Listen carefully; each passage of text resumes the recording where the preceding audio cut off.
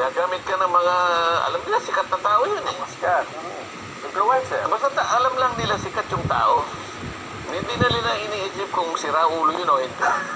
Di ba? Oo nga, tama. Pag isisipin, ang kanyang gawain magpatawa. Okay naman yun.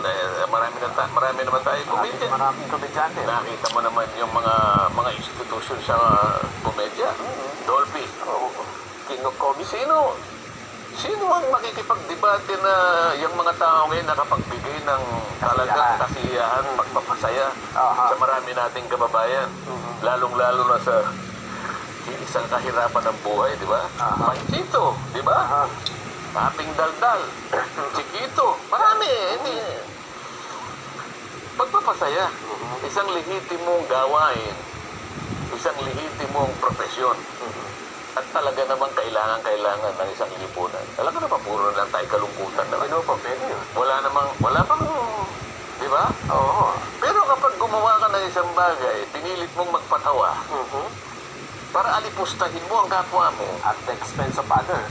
Di ba? Pag-alipusta, paglalait. Sa tamang pag-iisip ba yung tao na yun, Nelson? Parang binanggit nyo kanina, parang Pareto. Ikaw lang sumaya. Pero yung isa ay pinalungkot mo. Hindi, malayo ang Pareto ron eh. Meron doktrina pa yun, kaya ayoko na lang palawakin.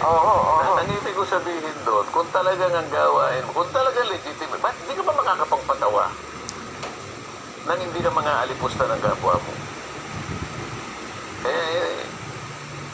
Siguro pwedeng tanongin. Wala bang kamag-anak yun na magpapayo sa kanya? Yun talagang tunay na kamag-anak. Kaibigan. Kaibigan kaya.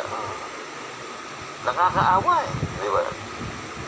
Sino ba tao ang masasabi mo na walang kapintasan? Lahat naman ng tao. Tama naman. Pero Huwag mong gagawin katatawanan. Gagawin katatawanan yun eh. Lalong-lalo na ikaw ang pinakamaraming kapintasan. Halimbawa, Sa bagay, siya nga, may problema siya sa sarili niya eh. Hindi niya malaman kung lalaki siya o babae siya. Problema yun. Alam mo, sa psychology, ang tawag doon yung cognitive dissonance. Marami tayong masasabing doktrina eh. Ang katapos-tapusan lang dyan eh, dapat para ang ating bansa ay maging progreso. So, lahat tayo, ano man ang profesyon natin, magpakasigasig tayo, magpakasipag tayo.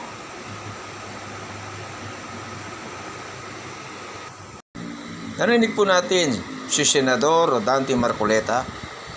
Napakalinaw po ng pahayag niya. Pwede ka namang magpatawa nang hindi na nga alipusta. Hindi yung gagawin mong katawa-tawa ang isang tao. Sinong hindi magagalit sa ganon? Inaalipusta mo ang tao para lang magawa mo yung trabaho mo, makapagpatawa ka. Hindi maganda yun. Hindi maganda yun.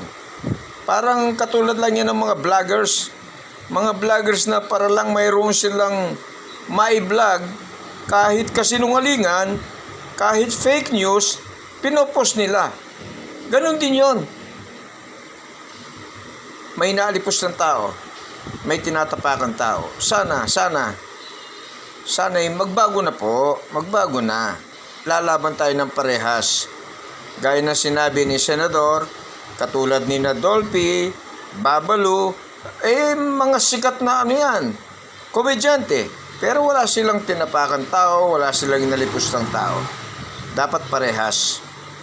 Kailangan ng mga komedyante, sabi nga ni Senador Rodante Marcoleta, kailangan yung mga komedyante, hindi naman laging malungkot tayo. Kailangan natin sila.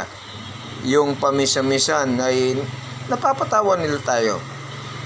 Pero yung pagpapatawa na walang inaalipos ng tao. Maraming salamat po.